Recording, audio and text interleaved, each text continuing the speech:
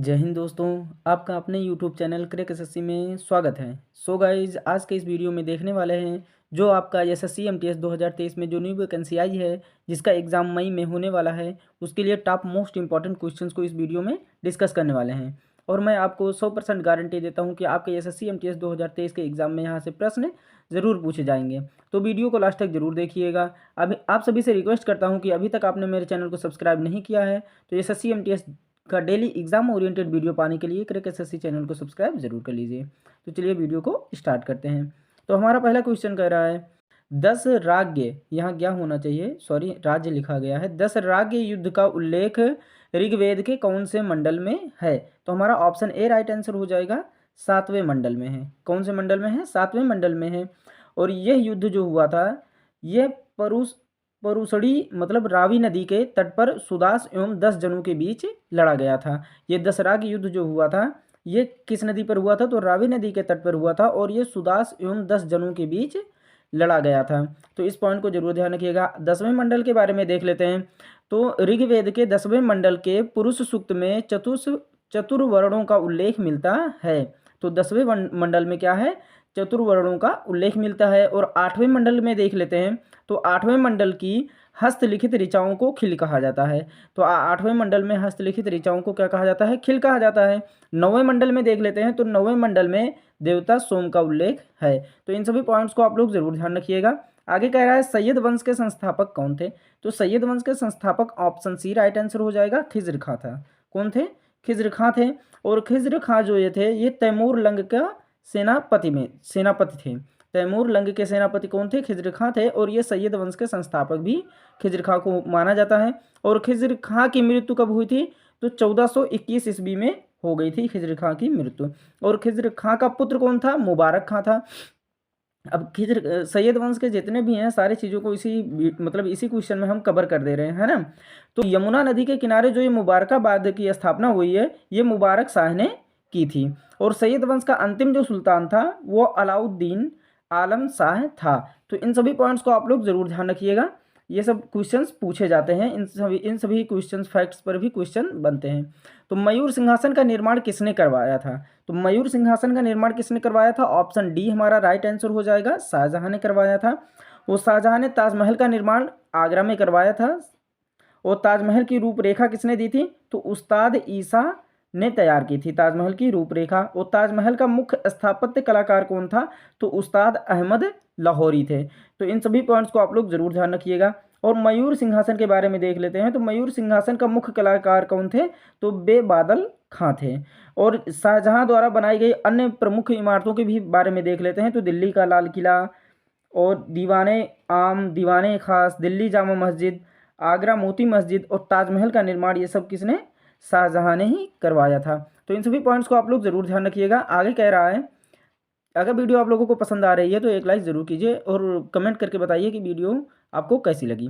Home rule आंदोलन किस वर्ष हुआ था? तो होम रूल आंदोलन किस वर्ष हुआ था? तो हमारा ऑप्शन सी राइट आंसर हो जाएगा, 1916 में हुआ था। कब हुआ था? 1916 में हुआ था। और 1917 में क्या हुआ था? तो मांग टेंग्यू घोषणा हुई थी। मांग टेंग्यू घोषणा हुई थी। और 1919 में क्या हुआ था? तो खिलाफत आंदोलन हुआ था। और 1920 में क्या हुआ था?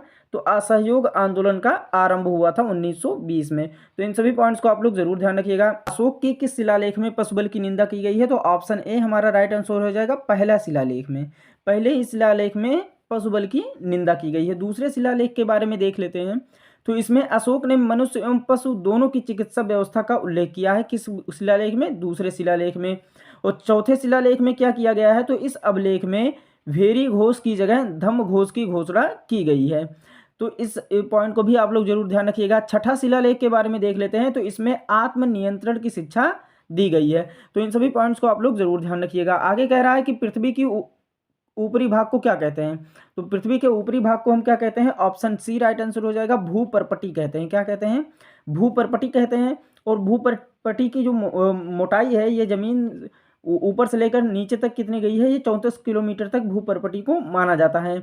और यह बेसाल्ट चट्टानों से बना है। भूपर्पटी जो है ये बेसाल्ट चट्टानों से बना है। और भूपर्पटी के कितने भाग होते हैं? तो 2 भाग हैं, एक सियाल होता है और एक सीमा होता है। तो सियाल क्षेत्र में जो होता है सिलिकन एवं एल्यूमिना और तथा सीमा क्षेत्र में सिलिकॉन एवं मैग्नीशियम की बहुलता होती है।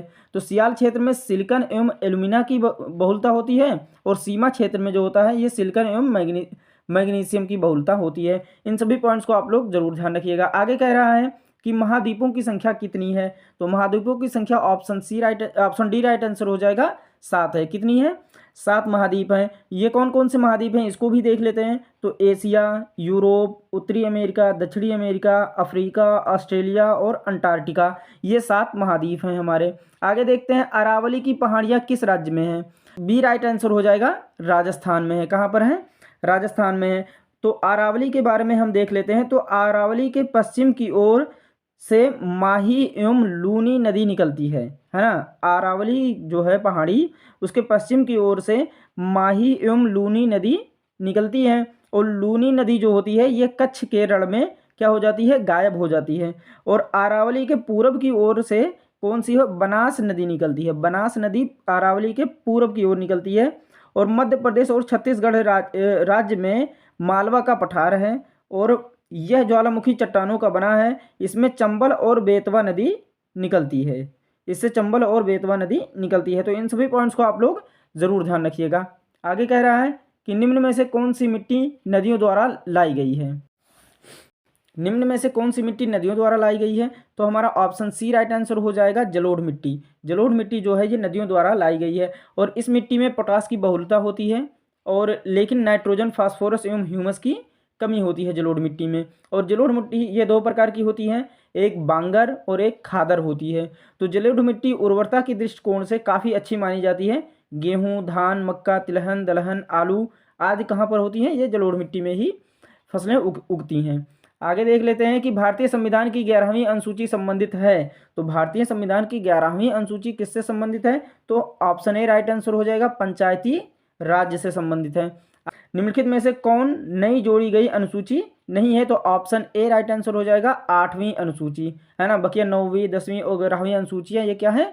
जोड़ी गई हैं। आगे कह रहा है कि मूल संविधान में कुल कितने राष्ट्रीय भाषा थी।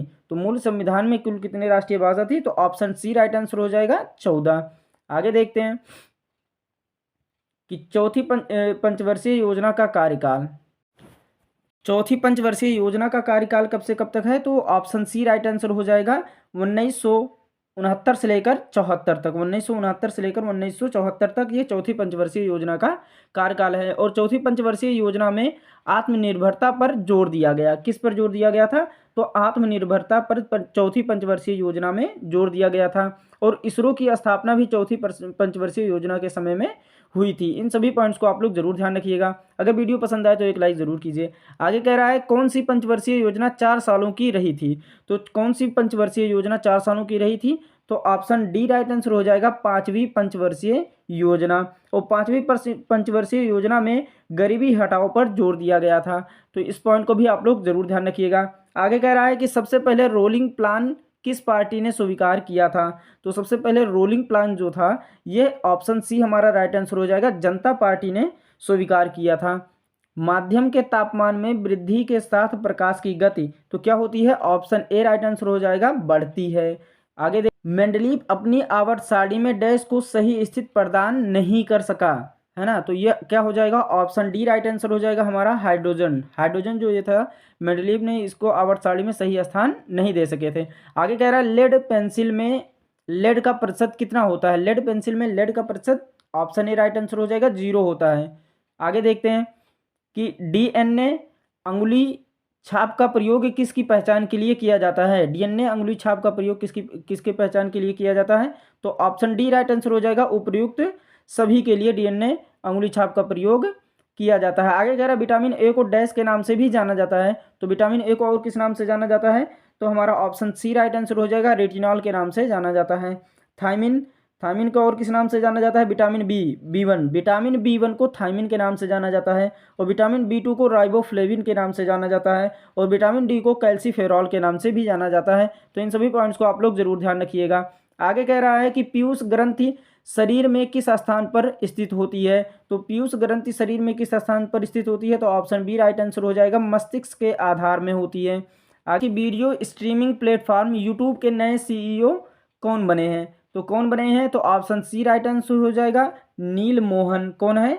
नील मोहन बने हैं। और यूट्यूब के बारे में हम देख लेते हैं, तो इसकी स्थापना कब हुई थी? तो 14 फरवरी 2005 में हुई थी। और संस्थापक कौन थे? तो चार्ड हर्ले, स्टीव चैन और जावेद करीम थे।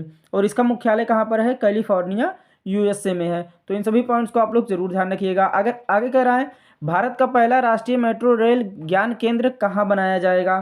तो ये कहाँ बनाया जाएगा? तो ऑप्शन बी राइट आंसर हो जाएगा, दिल्ली में बनाया जाएगा। आगे देखते हैं, भारतीय भूवैज्ञानिक सर्वेक्षण GSI ने भारत में पहली बार लिथियम के भंडार की खोज की है। तो कहाँ पर की है? तो हमारा ऑप्शन डी राइट आंसर हो जाएगा, रियासी, जम्मू कश्मीर में की है। और कितना लिथियम मिला है? तो 5.9 मिलियन टन है। तो 5.9 मिलियन टन है, इसको भी ध्यान में रखिएगा।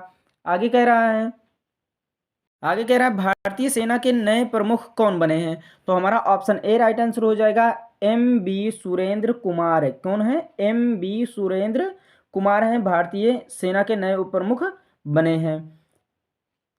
इसकी स्थापना कब हुई थी? तो स्थापना हुई थी 1 अप्रैल 1895 ईस्वी में। मुख्यालय कहाँ है? नई दिल्ली है। और भारतीय स्थल सेना दिवस कब मनाया जाता है? तो 15 जनवरी को मनाया जाता है। और प्रमुख कौन है इसके? तो मनोज पांडे हैं, और ये 29वें प्रमुख हैं। तो इन सभी पॉइंट्स को आप लोग जरूर ध्यान रखिएगा। अगर आपको वीडियो पसंद आई हो तो एक लाइक ज़रूर कीजिए, चैनल को सब्सक्राइब कीजिए और कमेंट करके बताइए कि आपको ये वीडियो कैसी लगी, और आपको और किस टॉपिक पर वीडियो चाहिए, इस ये भी कमेंट करके आप बता सकते हैं, है ना। तो मिलते हैं नेक्स्ट वीडियो में, तब तक के लिए take care and bye bye.